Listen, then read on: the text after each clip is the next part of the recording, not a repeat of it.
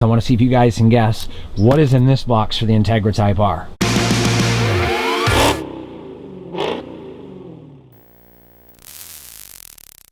Good afternoon and welcome to the channel. It is fucking freezing outside. It's like 20 degrees. I hate New Jersey, this bullshit. I hate the cold, but I got a lot of great things coming up today with the Integra Type R. So today I have 3 new mods going on the Integra Type R, 5 more mods on Friday, and a bunch next week. Couple mods in the next few weeks coming for the Durango, and I'm going to see GT Haas to get the exhaust done in only 2.5 weeks. This is going to be so badass. But it's time for a cold start. You guys know you love it. I gotta get the Durango moved out of the way so when I'm done with the Type R, we can go for a drive.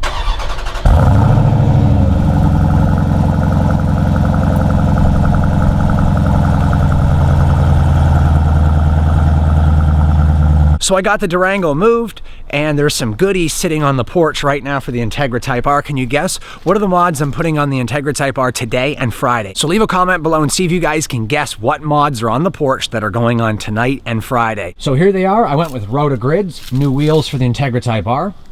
And let's see if you guys can guess what color you think they are. What color do you think the Rotogrids are? Now, I was gonna go with Roto Slipstreams. I've had them before, but I think the grids will look a little bit better. They're basically a replica of the Ray's Volk wheels, which are the TE37s, which are amazing. Google them. If not, I'll put a picture right there. Volk TE37s, the best wheels on an Integra ever. They're my favorite. So I got these because they're almost identical in design, but only about a quarter of the price. For one Ray's Volk wheel, I could get 4 Rotogrids, but these are just kind of winter wheels. Now, the reason I'm doing that is I'm pulling the Integra Type R wheels off, getting them checked for cracks, make sure they're not bent, and then getting them repainted championship white at a body shop so they're brand new. There's a lot of pitting on them right now. The paint is definitely not good, so I got to get them repainted. These Rotogrids are going to have all-season tires from Falcon, and the reason I'm doing that is I can use them all year, winter or summer, doesn't matter. But when the Integra Type R wheels come back, I'm going to be putting drag radials or street radials on them, so I'm going to have a summer and a winter set, which is pretty cool. I also have something else in this box. I want to see if you guys can guess what is in this box for the Integra Type R. So leave a comment below and guess, what do you guys think is in this box right here for the Integra Type R? We're going to see if you guys can guess, what do you think I'm doing next? It's not a performance modification, more of like a luxury and comfort. So I'm going to show you guys what it is. It's a 7-inch DVD player slash Apple CarPlay touchscreen radio from Pioneer. So the reason I'm changing it out is because the one that's in the car right now is in Japanese, so I can't use the navigation. I don't know how to use the menus because I can't understand Japanese. And unless I had a translator driving everywhere I go, I would never be able to use the radio or the navigation, and it plays CDs. Like, whoever owned the car in Japan must have been a dinosaur. Who listens to CDs anymore? I had to bust out one of my CD flip cases from 2004 in order to listen to any music in the Integra Type R. I just want to go back to using my iPhone, so that's why I got that. And I also got something else which I'm about to show you guys, which I think is frigging awesome. Let's go take a look at that.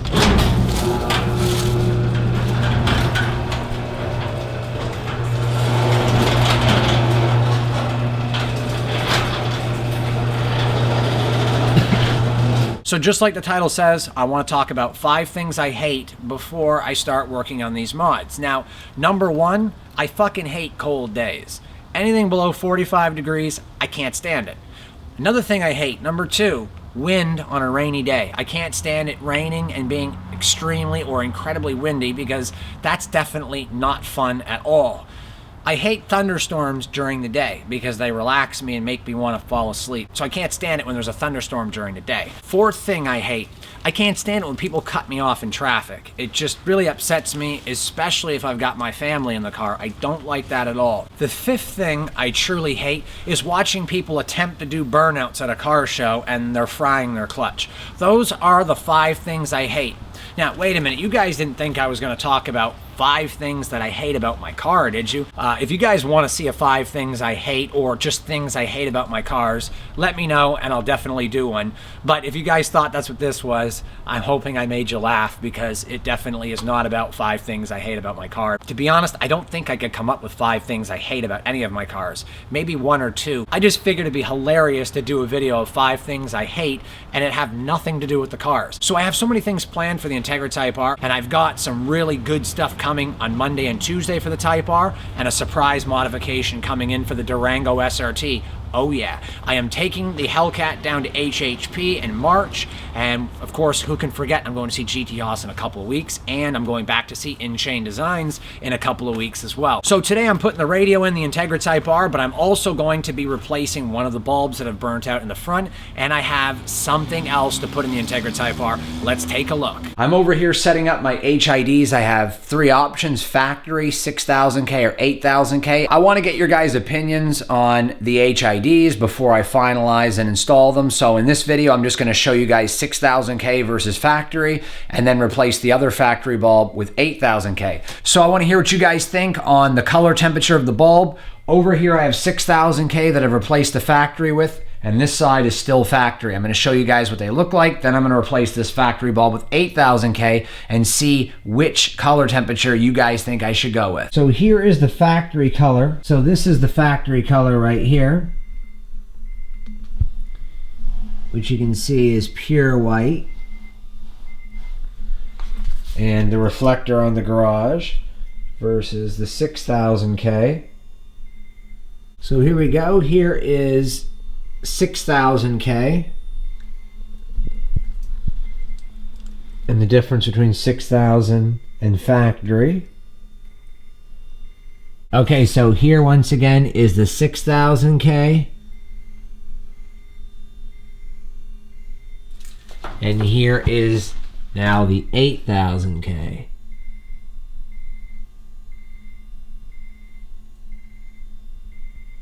$6,000K, $8,000K.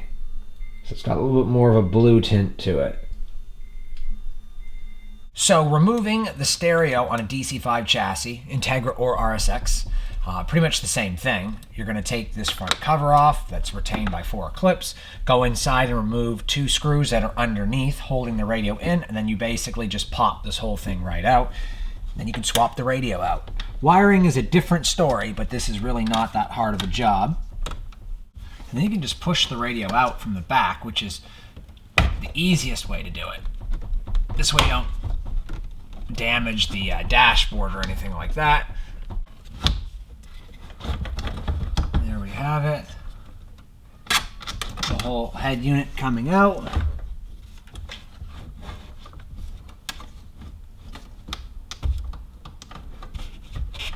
Let's see what kind of a mess they've left for me in here.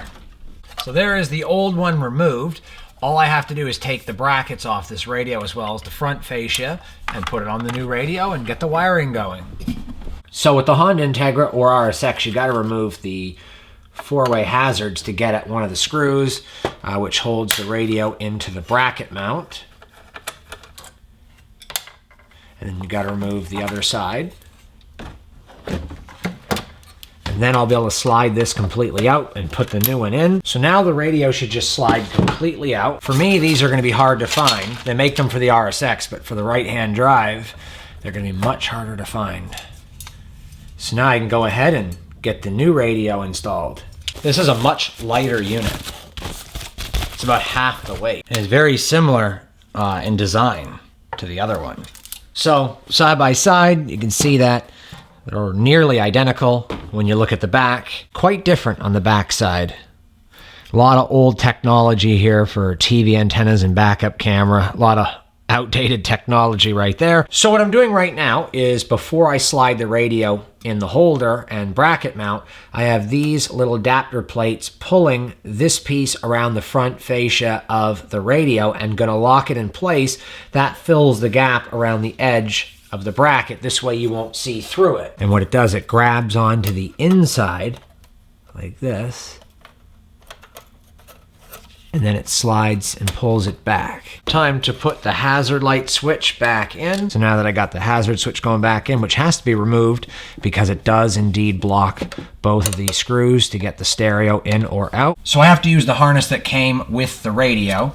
And I really like the crimps that were used on the installation of the previous radio. The guy in Japan did a good job. So what I'm gonna do is I'm going to cut it basically on this side where it connects to the old radio. I'm gonna cut them all So this way I can keep the crimps that he has installed, and then I'm going to crimp these onto the installation wires for me.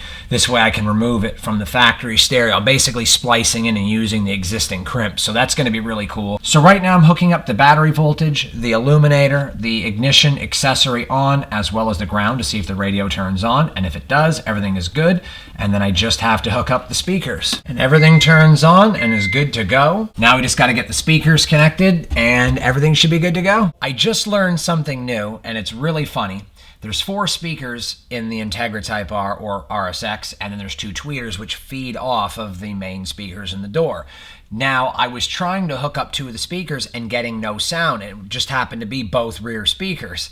And I find that really funny because I was getting no sound, and I thought, hey, wait a minute, maybe I lost a step and I'm not hooking something up right. And I double checked and everything was good and still no sound. And I went back there and there's no speakers. So then I looked for the wiring and it was clipped on the inside of the fender liner and taped, and it was definitely 100% a factory job where the wires were. It wasn't like someone came in here and removed the speakers and then just did all that. That would have been a waste of time. They would have just stuffed it down in there. Most stereo install guys are lazy and they'll just throw the wires down or they'll tape it or something, but these are clipped, taped, sealed off, and the screws are all in the spots to hold the speaker, but it's just bare and empty. So I just find that kind of funny that it's pretty obvious that the rear speakers on Integra Type R are an add-on option. The standard is they don't come with rear speakers. That's kind of funny.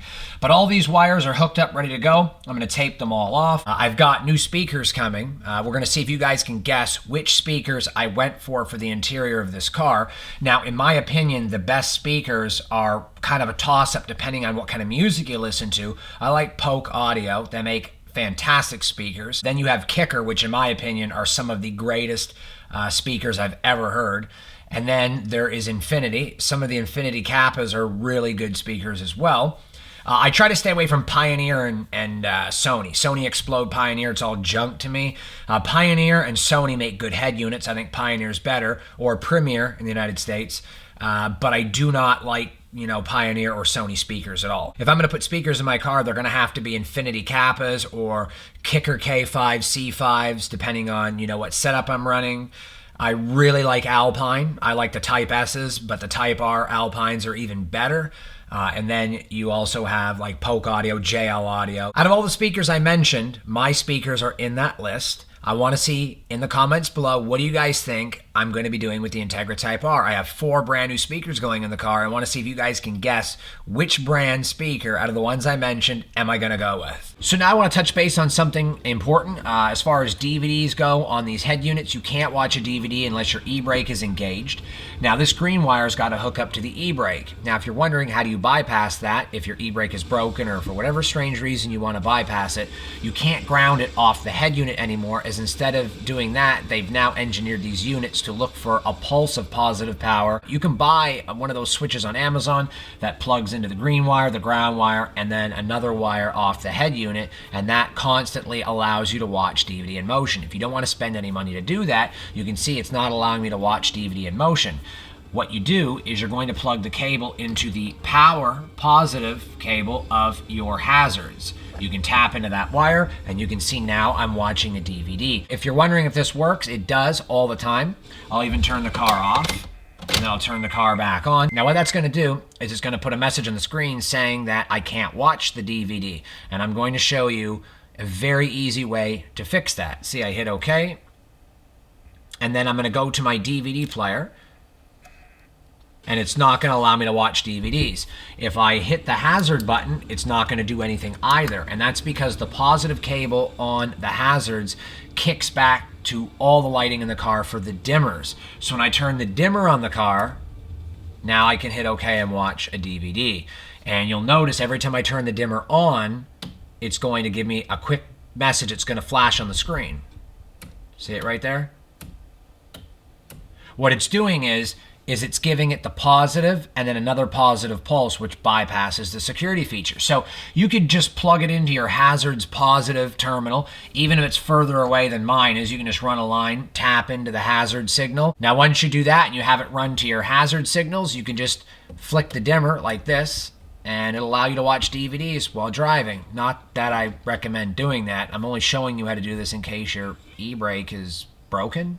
I mean, if your e-brake is broken, it's not going to work and allow you to watch DVDs while you're parked. But doing this, you'll be able to watch DVDs while you're parked, if you get my drift. Well, that's going to do it for this video today, guys. Hopefully you had fun. Just wanted to get the stereo all hooked up and ready to go for the DVD bypass tomorrow. I wanted to test out the HIDs, see what you guys think.